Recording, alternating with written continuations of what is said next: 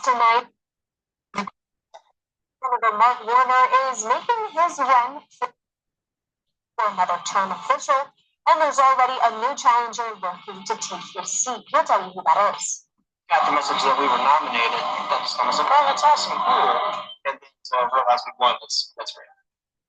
Plus, a signature suit from right here in our own backyard is stirring up national attention, and thanks to one very special girl. We'll show you what makes it so buzzworthy. Really glad that we're doing so well, and I feel like everyone's really showing out. And UVA students are getting ready to hit the road as they lose ahead to the ECC title game. We'll show you the energy that they hope to bring with them this weekend. It's 7 o'clock, time for Fox Virginia News.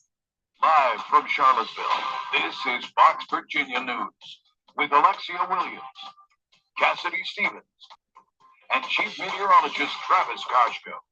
Now, Fox Virginia News at 10. Good evening, and thank you for joining us tonight. I'm Alexia Williams. And I'm Cassidy Stevens. We'll get to those stories in a moment. But first, here's Travis with the FastCast. And now, your CBS 19 Weather Authority forecast from the Bright Star Care Charlottesville Weather Center. A little bit of ice this morning, over a half inch of rain following, though. Nice beneficial one first, most amount of rain we've had in one day in Charlottesville since the 30th of October. We did even end the day with a little bit of sunshine. That rain, long gone, very slow to part the clouds, but I do think the clearing process will continue overnight, and that's going to allow for cold temperatures. 39 degrees, speaking of right now, in Charlottesville and Culpeper, 30 in Madison, 36 is in Louisa, Orange, and Scottsville, and 40 degrees in Lake Monticello and Sandersville. And now the skies are clear. I do think we're going to cool very quickly to the point where a low of 26 degrees tonight in Charlottesville could refreeze some wet surfaces. So while there won't be many, there could be a couple of slick spots for the Wednesday morning commute. The rest of the day in general, cold, a high of only 44 degrees, but we will manage a full day of sunshine.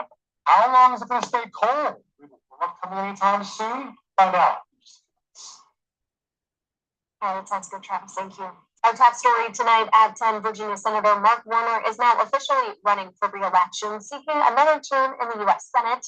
And now he's facing new competition from the other side of the aisle. Fox Virginia's Mark Gadd has more on Warner's campaign and the new face hoping to unseat him.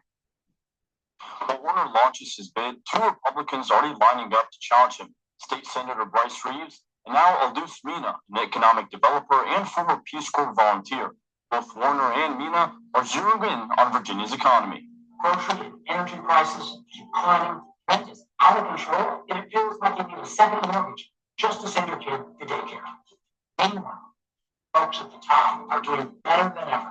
In his campaign announcement, Virginia Senator Mark Warner says his next term would focus on continuing his push to lower costs for families and expand health care access. Aldous Mina agrees Virginians aren't feeling enough relief, but says the state needs a new approach to economic development.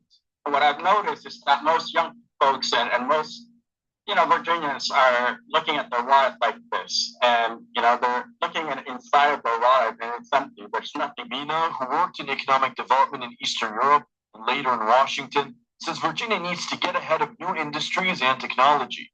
Economic development activities that are going to be basically opening up in the next 10, 20 years from now, using artificial intelligence, blockchain technology, smart things, smart city concepts.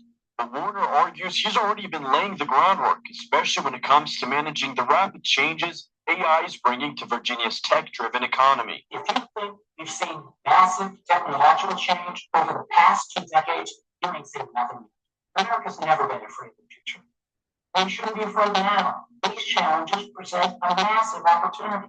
Mina ran as an independent in 2020, but says the pandemic made it nearly impossible to connect with voters. He's hoping this time around he'll be able to make his case clearly and directly.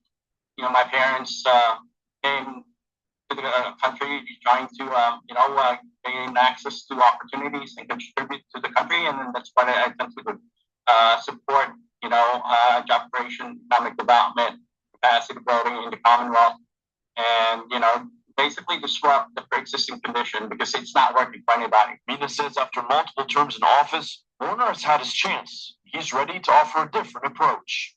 He can go back to his castle and leave the heavy lifting and door knocking to me. Between Aldous and State Senator Bryce Reeves will first have to face each other in the Republican primary before the winner takes on Senator Warner in November. Already has the backing of some of the heaviest names, including Governor-elect Abigail Spanberger, Senator Tim Kaine, and other state Democrats. In the newsroom, I'm Mark Gadd. Virginia State Police say that 6 people died in car crashes over the Thanksgiving holiday. They say that's 2 fewer than last year.